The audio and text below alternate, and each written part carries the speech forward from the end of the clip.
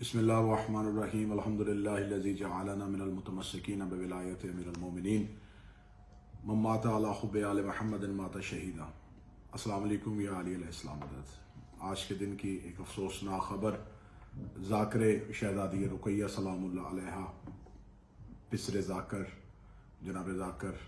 نوید عاشق بی اے صاحب کو سیالکوٹ میں ایک مجلس کے دوران ایک ملاؤن کی جانب سے فائرنگ کر کے شہید کر دیا گیا۔ یقیناً یہ پوری قوم کے لیے ایک بہت افسوسناک خبر ہے، اور میں پوری شیعہ قوم کو اور بالخصوص سرکار حضرت ولی العصر کو ایک ذاکر جناب سیدہ کی شہادت پر ہدیہ تعزیت پیش کرتا ہوں۔ لیکن سوال یہ ہے کہ اس شہادت کے محرکات اور وجوہات کیا ہیں۔ جناب ذاکر نوید عاشق بی اے نے ایک مجلس میں جناب سیدہ صلوات اللہ علیہا کی حق کو پڑھتے ہوئے اور ان کے قاتل کی مذمت میں کچھ اشعار جو شہید محسن نقوی صاحب کے قلم سے لکھے ہوئے تھے وہ پڑھے، جبکہ ان اشعار میں کسی کو مخاطب نہیں کیا گیا تھا، کسی کا نام نہیں لیا گیا تھا۔ ایک تاریخی حقائق جسے شہید محسن نقوی نے اپنے اشعار میں بیان کیا تھا، جناب سیدہ کے دروازے پہ آگ کا لگنا، ان کو اشعار کی صورت میں بیان کیا گیا تھا۔ اس پر ایک ایف آئی آر کا اندراج کیا گیا۔ شہید نے اس مقدمے کی مکمل پیروی کی، انہیں عدالت سے ضمانت ملی، لیکن ان کے خلاف یہ جتنی بھی نفرت انگیز مہم شروع ہوئی، اگر ہم دیکھیں کہ اس ایک بہت لمبے عرصے کے بعد ایسے واقعات رونما کیوں ہوئے، تو ان تمام واقعات کا پس منظر پہ اگر ہم جائیں تو جڑ میں ایک ہی واقعہ ملتا ہے کہ جب ایک ملاؤن کی طرف سے جناب سیدہ کے خلاف حرزہ سرائی کی گئی اور شہزادی کے عمل کو معاذ اللہ مبنی بر خطا کہا گیا، تو اس ایک واقعے کے بعد، اس کی ایک تقریر کے بعد ملک پاکستان میں علماء اہل سنت اور علماء تشیع نے بھرپور اور مدلل انداز میں اس کا جواب دیا۔ اس کے خلاف ایف آئی آر کا اندراج کیا گیا، اسے گرفتار کیا گیا، لیکن کمزور مقدمہ ہونے کی بنیاد پہ اسے عدالت سے ضمانت پر رہا کر دیا گیا۔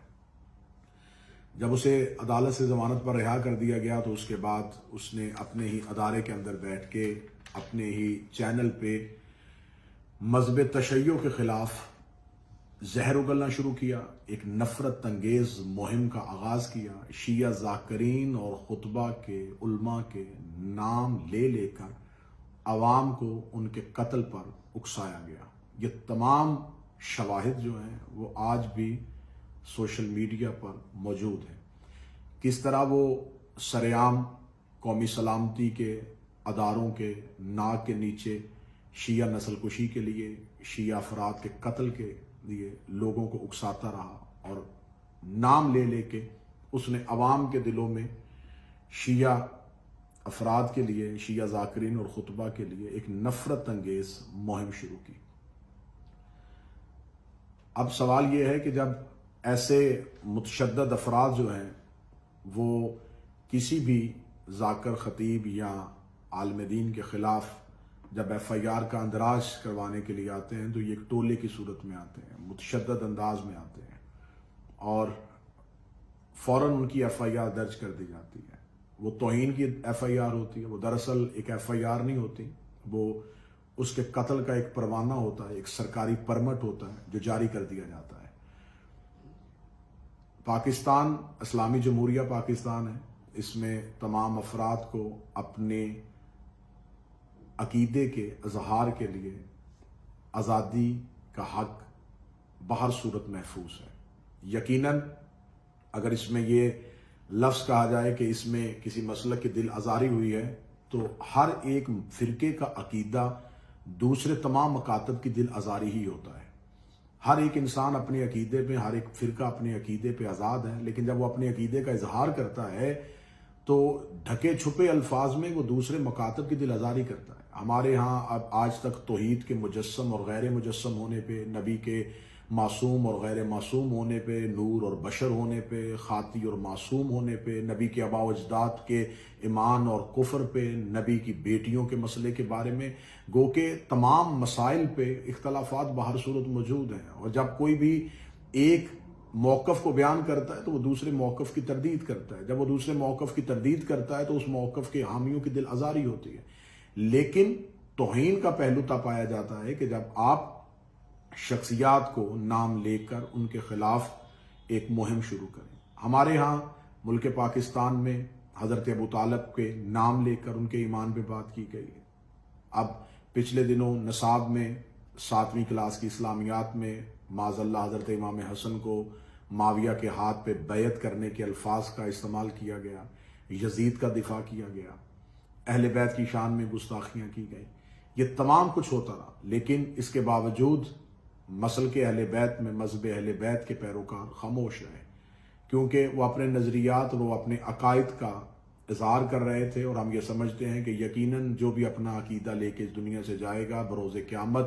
اللہ کی بارگاہ میں رسول کے سامنے اگر وہ دشمنی اہل بیت ہو کے محشور ہوگا تو یہی اس کی سزا کافی ہے.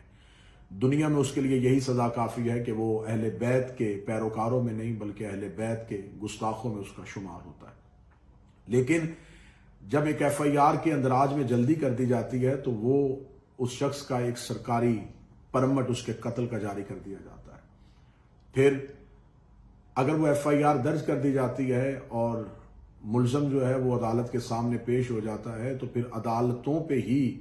انحصار کرنا چاہیے. لیکن یہ تمام چیزیں جو ہیں یہ افراد کے ہاتھوں میں آ جاتی ہیں. جب افراد کے ہاتھوں میں آ جاتی ہیں تو پھر یہاں اس ملک میں یہ بھی قانون دیکھا جا رہا ہے، اس ملک میں یہ بھی حالات پائے جاتے ہیں کہ قاتلوں کو ہیرو بنایا جاتا ہے، قاتلوں کے دربار بنتے ہیں اور مظلوموں کی داد رسی کے لیے بھی کوئی نہیں آتا. شہید نوید عاشق بیگے ہو، شہید علامہ ناصر عباس ہو، شہید فاضل حسین الوی ہو، شہید سبت جعفر ہو، یا شہداء کی ایک فہرست بڑی لمبی ہے، ان کے نام لوں تو شاید بہت زیادہ وقت گزر جائے. ان تمام شہداء کے خون کا حساب ابھی باقی ہے اور انہی میں سے ایک نام کا اضافہ آج ہو گیا. اب دوران مجلس جب اس ملعون کو گرفتار کیا گیا تو اب سیکورٹی اداروں کا حق بنتا ہے کہ دیکھا جائے کہ اس کو فکری طور پر اس عمل کے لیے کس نے مجبور کیا، ذہنی طور پر اس عمل کے لیے کس نے مجبور کیا. ہم آج تک 1400 سال سے یہ مطالبہ کر رہے ہیں کہ عبد الرحمن ابن ملجم ملعون جو مولا امیر المومنین کو مسجد کوفہ میں شہید کرنے کے لیے آیا تھا، وہ ایک کرائے کا قاتل تھا. اس کے پیچھے سازش کرنے والے افراد اور تھے. آج بھی یہ افراد جو آتے ہیں یہ کرائے کے قاتل ہیں. ان کرائے کے قاتلوں کے پیچھے وہ کون سی فکر کار فرما ہے، وہ کون سی سوچیں کار فرما ہے. ابھی ہم اسی ویڈیو میں اس کلپ کو بھی آپ کو دکھائیں گے کہ کس شخص کے نام کے ساتھ، کس کی تصویر کے ساتھ شہید نوید عاشق بیگے کے قتل کے لیے احتجاجات کیے گئے اور کون تھا جو روڈز پہ لوگوں کو لے کے آیا. جب ایف آئی آر کا اندراج ہو گیا تھا تو پھر سڑکوں پہ آ کے اس احتجاج کی ضرورت کیوں پیش آئی. آپ اس کلپ کو ملاحظہ کیجئے.